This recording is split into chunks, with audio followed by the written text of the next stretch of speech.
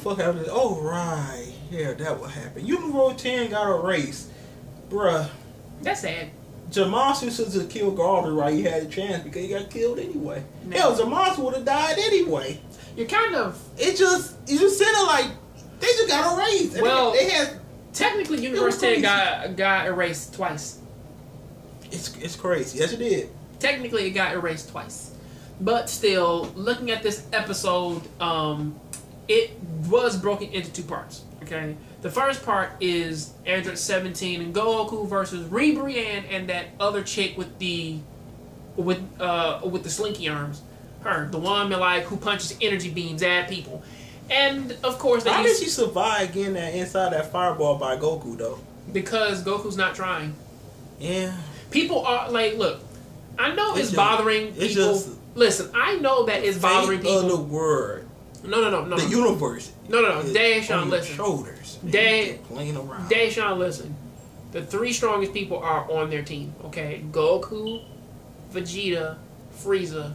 Okay, probably the next closest strong, say like the next strongest person is possibly Gohan. Then Android 7. Well, possibly even Android 17. Like they're probably neck and neck. You know, there's Gohan, Android 17, Android 18, Piccolo. My whole thing is looking at this. Who gonna be Universe 7? When they'll lose their next member? Because I'm looking at the lineup and I'm like, well, yeah, Ribrianne, she's kind of putting up a fight. But aside from her, I kind of don't really know too many other strong people out there. Everybody got all that Jiren hype. Jiren haven't done shit yet. Jiren, Topo, besides blew up Brody. Kale. You know, kind of do me like a superhero thing and blow her up. But he didn't even knock her out. He didn't even knock her off the thing. Like he probably knocked her out for a bit, but she got up from that. But still, from what this episode is, it's Ribrianne fighting against Android 17. And, of course, her calling him evil because, of course, just like the old, like, magical girl, like Sailor Moon type of things. You knocked my friend off. Friend off. You're evil. You know, shit like that. And you gonna feel the rage of an angry maiden. And it's funny how Android 17 kind of went from a guy who's kind of very robotic to him just kind of playing around now. And actually kind of playing along with it. And saying, like, you think I'm evil? That's it. Okay, fine. Love could beat my strength. You know, say, okay, fine. I'll be your villain. And then he proceeds to actually play out the role of a villain, fight her somewhat seriously. Not super seriously, but somewhat seriously. And even Goku's kind of doing his own thing to where that we kind of, well, this episode slowly kind of makes you realize that Goku's not necessarily fighting seriously. He's actually trying to analyze everybody's techniques. He even used a line from what Android 17 said in the last episode to I forget the cat girl's name, but he said that to her of like, your fighting style is interesting enough for study. So which did kind of lead Goku to do the exact same thing of her shooting like the little energy beams out and using her energy to control them, and him doing the same thing to sort of trap her like in this little mini hell zone grenade area, and then shoot a big ball of energy like in her face and blow her near the edge. So it's kind of interesting how that sort of played out. Yeah, she should have died right there. I think then Goku would have been disqualified. But hey, it just is what it is. But overall though, that Gohan fight was pretty bad. I like how before I continue to Gohan, they go back. Basically, old girl, the girl that Goku fighting, made Goku trapping auto in Hell Zone delayed, and Android 17 did what he did to Piccolo and block it. I wish Piccolo do that in this tournament. Did he do it in the tournament too, though?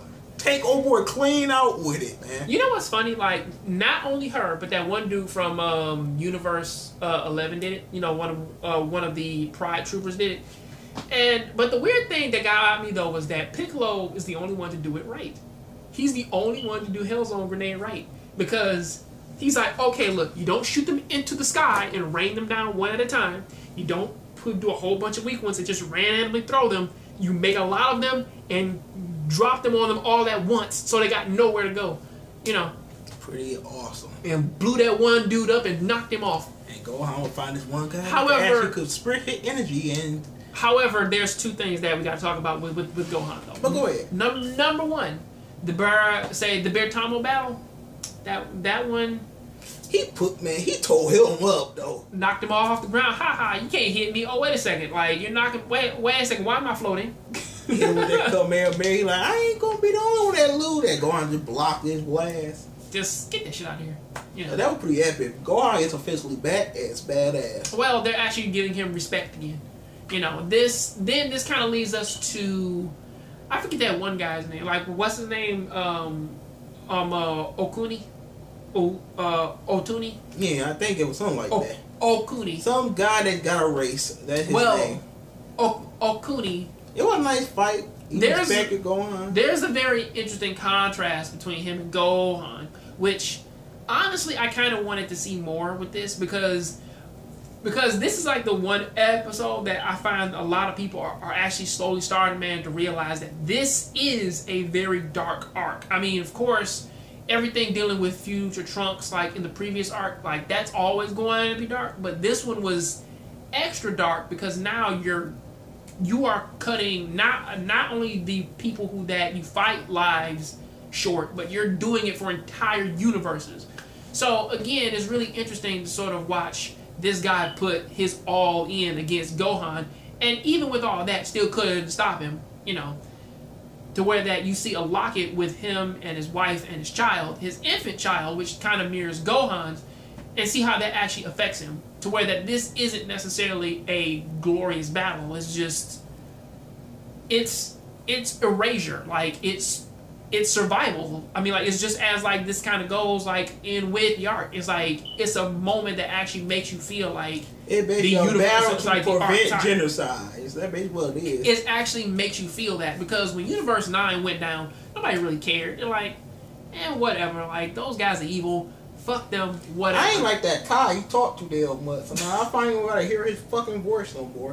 That's how I would, but hey, it just... Universe 2 was kind of getting that way because they keep reusing that fucking animation to put that arm out.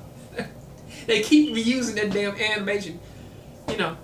But from that though, Universe 10, Gowasu, even basically the Angel, it's like this one actually because the reason why I say Universe 9, nobody really gave a fuck. Even the Angel didn't care. Like, he just smirked at that shit. It was like, finally, this motherfucker going. You know, it's like, goddamn.